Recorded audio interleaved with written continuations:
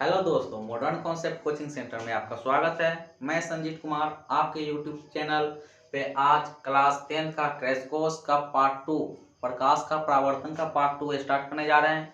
इसमें हम लोग को पढ़ना है आज प्रकाश का परावर्तन क्या होता है। यहाँ से 5 नंबर का एकदम पक्का मानिएगा आज की क्लास से। प्रकाश का परावर्तन, प्रकाश का परावर्तन क्या होता है, प्रकाश का परावर्तन। तो रिफ्लेक्शन ऑफ लाइट, आज हम लोग रिफ्लेक्शन ऑफ लाइट के बारे में पढ़ेंगे। रिफ्लेक्शन ऑफ लाइट क्या होता है, तो देखिएगा, मान लिया जाए ये आपका आईना है। ये क्या है, आईना है। ये आपका आईना है। अब देखिएगा, ये आईना है तो आईना को हम लोग फिजिक्स के भाषा में दर्पण बोलते हैं, और इसको फिलहाल हम लोग परावर्तक सतह बोलते हैं। इसको फिलहाल परावर्तक सतह बोल रहे हैं। परावर्तक सतह, परावर्तक सतह, परावर्तक सतह।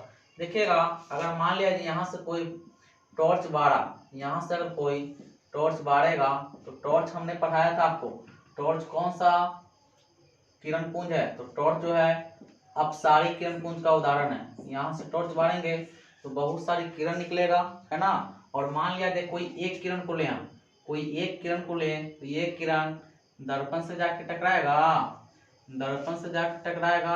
अब देखिएगा, ये किरण मान लिया जाए दर्पण से जाके टकराया, तो यहाँ पे इसको हमने दे दिया आने वाली किरण।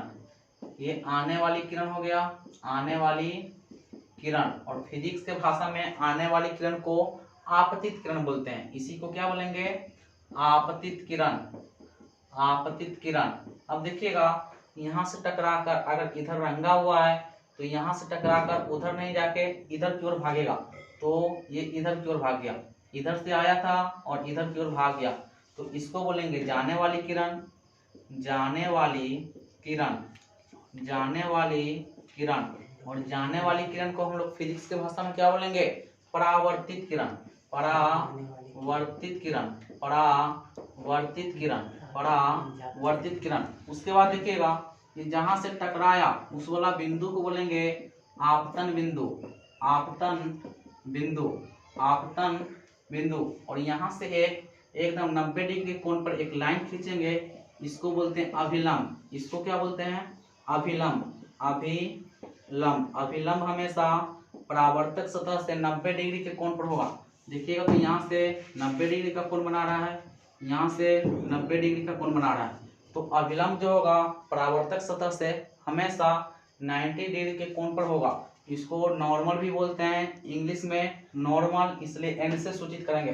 तो देखिएगा, प्रकाश का परावर्तन क्या होता है, तो प्रकाश का परावर्तन, प्रकाश का किसी भी चिकना सतह, यहाँ पे हमने आईना बोला, कि परावर्तक सतह के स्थान पर कुछ भी हो सकता है, चिकना होना चाहिए। तो प्रकाश का परावर्तन क्या होता है, तो प्रकाश का किसी भी चिकना सतह से टकराकर वापस लौटने की घटना को प्रकाश का परावर्तन कहेंगे। फिर से सुना जाए, प्रकाश का किसी भी चिकना सतह से टकराकर वापस उसी माध्यम में लौट जाना प्रकाश का परावर्तन कहलाता है। पहले डिफिनीशन लिखते हैं, फिर आगे की चर्चा करते हैं। तो प्रकाश का किसी चिकना सतह से, चिकना सतह से टकराकर वापस उसी माध्यम में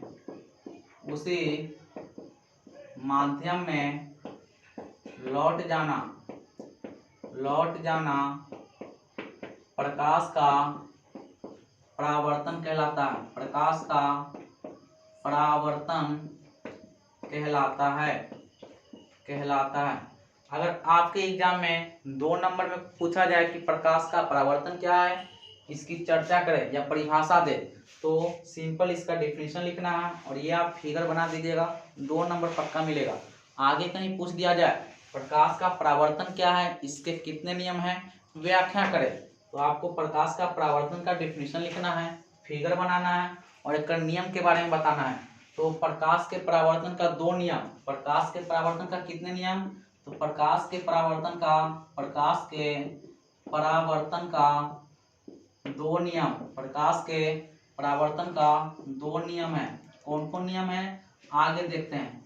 प्रकाश के परावर्तन का कितने नियम? 2 नियम। प्रकाश के परावर्तन का कितने नियम? 2 नियम। देखा जाए पहला नियम क्या कहता है। प्रकाश का परावर्तन का 2 नियम है, देखते हैं क्या है। तो पहला नियम कहता है, ये आपका नॉर्मल था। पहला नियम कहता है, पहला नियम क्या है? तो देखिएगा, ये भाई साहब आपतित किरण है। आपतित किरण, परावर्तित किरण, आपतित किरण और परावर्तित किरण और आपतन बिंदु पर डाला गया अभिलंब, यही है क्या? हाँ यही है। तो आपतित किरण, परावर्तित किरण और आपतन बिंदु पर डाला गया अभिलंब तीनों एक ही माध्यम है। अगर हम परावर्तक सतह से इधर वाला को माध्यम 1 दे, माध्यम 1 बोले और परावर्तक सतह से उधर वाला को माध्यम 2 बोले, माध्यम 2 बोले, तो ऐसा बोल सकते हैं कि आपतित किरण, परावर्तित किरण और आपतन बिंदु पर डाला गया अभिलंब तीनों सेम माध्यम है, या ऐसा इसको भी बोला जाता है कि एक ही समतल में। तो पहला नियम क्या कहता है? प्रकाश के परावर्तन का पहला नियम है आपतित किरण, परावर्तित किरण और आपतन बिंदु पर डाला गया अभिलंब तीनों एक ही समतल में होता है या एक ही माध्यम में होता है। लिखा जाए तो आपतित किरण कौमा परावर्तित किरण, आपतित किरण कौमा परावर्तित किरण तथा आपतन बिंदु पर डाला गया अभिलंब, आपतन बिंदु पर डाला गया अभिलंब, आपतन बिंदु पर डाला गया अभिलंब तीनों एक ही माध्यम में होता है या एक ही समतल में होता है। अभिलंब तीनों एक ही समतल में होता है, समतल में होता है। दूसरा नियम क्या कहता है? तो आगे देखिएगा, फिगर में देखिएगा तो आपतित किरण और अभिलंब दिख रहा होगा आपको। आपतित किरण यही है और अभिलंब यही है। ये दोनों के बीच में कुछ कोण बन रहा है, ये वाला कोण को बोलते हैं आपतन कोण। आपतन कोण नहीं बोलेंगे, क्या आपतन कोण नहीं बोलेंगे? बिल्कुल आपतन कोण बोलेंगे। तो आपतन कोण डाल दिया, आपतन कोण, और इसको आई से सूचित करेंगे। फिर देखिएगा परावर्तित किरण और अभिलंब दोनों के बीच में भी कुछ कोण बन रहा है, इसको बोलेंगे परावर्तन कोण, परावर्तन कोण, परावर्तन कोण, और इसको स्मॉल आर से सूचित करेंगे। तो दूसरा नियम कहता है कि आपतन कोण और परावर्तन कोण दोनों का मान आपस में बराबर होता है। जैसे में आपतन कोण का मान अगर मान लिया 25 डिग्री, पूछ दे कि परावर्तन कोण कितना, तो ये भी 25 डिग्री। कैसे? तो प्रकाश के परावर्तन के दूसरा नियम से, क्योंकि दूसरा नियम क्या कहता है कि आपतन कोण और परावर्तन कोण का मान आपस में बराबर होता है। लिखा जाए आपतन कोण का मान, आपतन कोण का मान तथा परावर्तन कोण का मान आपस में बराबर होता है, बराबर होता है। आगे हम लोग पढ़ेंगे। तो प्रकाश का परावर्तन हुआ आपका कंप्लीट। यहाँ से एकदम भी इस पे मार दीजिए और एकदम लिख लीजिए कि टपकेगा। ये आपका प्रकाश का परावर्तन टपकेगा, मतलब टपकेगा। आगे देखें तो आगे हम लोग को पढ़ना है दर्पण। दर्पण का मतलब हमने अभी आपको बताया आईना। आईना आप रोज देखते हैं, तो दर्पण हम लोग पढ़ते हैं। दर्पण क्या होता है? तो दर्पण के बारे में बोले तो वैसा चिकना सतह जिससे प्रकाश का परावर्तन एक निश्चित नियम के अनुसार हो, और वो निश्चित नियम का नाम क्या है? तो प्रकाश का परावर्तन, है ना। तो आगे हम लोग दर्पण पढ़ेंगे। तो हम दर्पण के बारे में ना जान के दर्पण के प्रकार जानते हैं, क्योंकि ये आपका क्रैश कोर्स है। क्रैश कोर्स में वही पढ़ाएंगे जो इम्पोर्टेंट होगा। तो दर्पण को 2 पार्ट में बांटा गया है। पहला है आपका समतल दर्पण, समतल दर्पण, और दूसरा है गोलीय दर्पण, गोलीय दर्पण।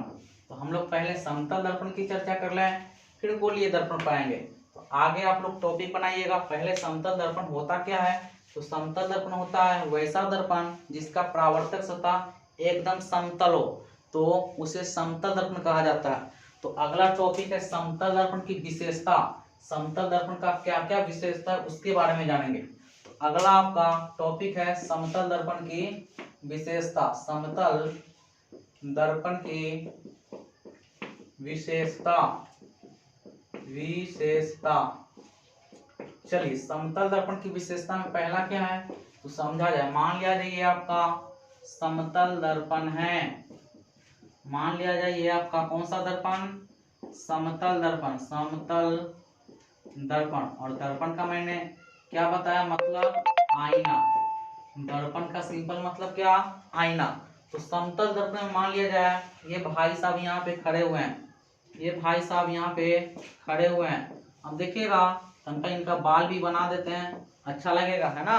तो ये भाई साहब अगर इसमें अपना फोटो देखेंगे, आईना में अपना अगर शक्ल देखेंगे तो इनका फोटो किधर बनेगा, आईना के अंदर। हम यहाँ पे बना रहे हैं इनका फोटो, इधर बनेगा।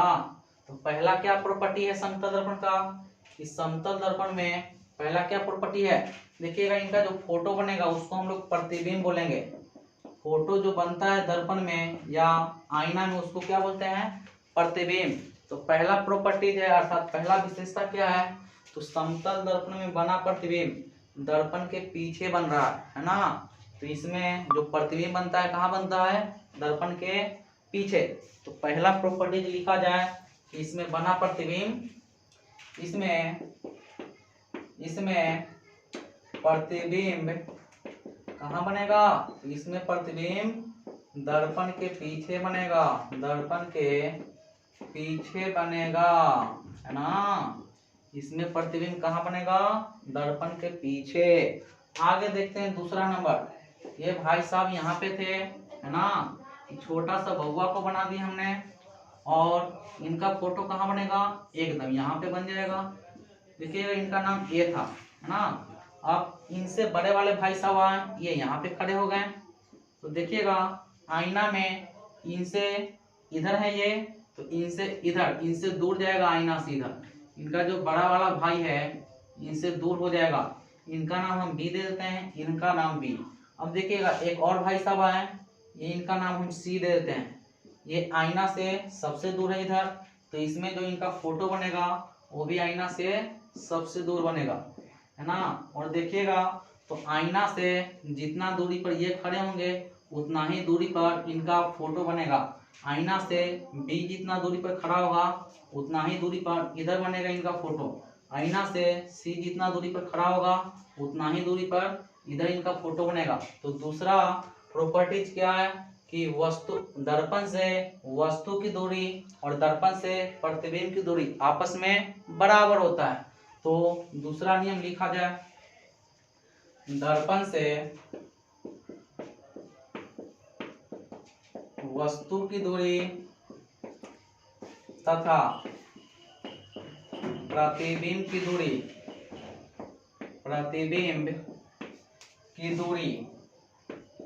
आपस में बराबर होता है ना, बराबर होता है। अगला तीसरा नंबर बात, अब बताइए हमको कि इसमें ये भाई साहब यहाँ पे खड़े थे, इनका नाम क्या था, ए। अब देखिए इनका फोटो, ये तो भाई साहब आईना अगर देखेंगे तो इधर की ओर ताकेंगे, तो इनका फोटो में ये भाई साहब इधर की ओर ताकेंगे, है ना। तो बताइए इनका जो फोटो बन रहा है सीधा बन रहा है कि उल्टा बन रहा है, इनका जो फोटो बन रहा है वो दर्पण में सीधा बन रहा है कि उल्टा बन रहा है। तो देखिएगा सीधा अगर बनता तो ये भाई साहब इधर ताक रहे थे, तो इनको भी इधर ताकना चाहिए था, लेकिन ताक रहे इधर। तो पहला नंबर उल्टा बन रहा है, लेकिन सर्वतः उल्टा बन रहा है। ऐसे सीधा बन रहा है, अगर उल्टा पूरा बनता तो इनका पैर नीचे था और इनका पैर ऊपर होना चाहिए था, तब ना उल्टा होता पूरा। लेकिन प्रतिबिंब सीधा बन रहा है लेकिन सर्वतः उल्टा बन रहा है, क्योंकि ई इधर की ओर ताक रहे हैं लेकिन ई भाई साहब इधर की ओर ताक रहे हैं। तो तीसरा प्रॉपर्टी लिखा जाए कि इसमें बना प्रतिबिंब सीधा तथा सीधा होता है ना, सीधा तथा इसमें बना प्रतिबिंब सीधा तथा पार्श्वता या पार्श्व उल्टा होता है, उल्टा होता है या बनता है, उल्टा होता ही है लिख लिया जाए। और अभी अभी हमने एमटीएस का एग्जाम दिया था, उसमें ये क्वेश्चन टपका था कि कौन सा दर्पण में प्रतिबिंब सीधा और पार्श्वता उल्टा बनता है, तो कौन सा दर्पण होगा, समतल दर्पण। अगला प्रॉपर्टी देखा जाए, अगर मान लिया जाए थोड़ा सा आईना को फिर से बनाते हैं, थोड़ा सा आईना को फिर से बनाते हैं, ये सब आप नोट कर लिए होंगे, नहीं किए हैं तो वीडियो को रोक के कर सकते हैं। आगे देखिएगा, मान लिया जाए ये आपका समतल दर्पण है, ये आपका समतल दर्पण है। अब देखिएगा अगर मान लिया जाए ये भाई साहब है ना, इनका नाम क्या दे दें, इनका नाम लो लालू दे देते हैं इनका नाम। अब देखिएगा थोड़ा सा दर्पण को हम छोटा बना देते हैं, दर्पण को थोड़ा सा छोटा बना दिए। अब ये भाई साहब अपना पूरा प्रतिबिंब देखना चाहते हैं दर्पण में, अर्थात अपना पूरा फोटो देखना चाहते हैं दर्पण में, तो दर्पण की ऊंचाई कम से कम कितनी होना चाहिए और अधिक से अधिक कितना होना चाहिए।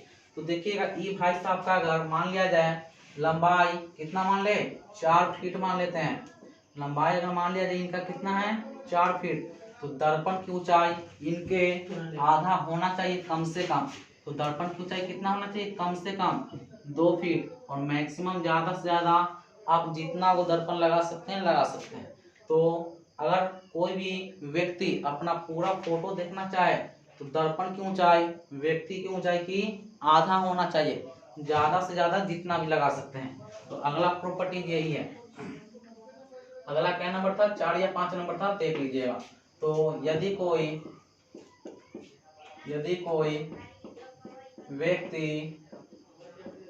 कोई व्यक्ति अपना पूरा प्रतिबिंब देखना चाहता हो तो दर्पण की ऊंचाई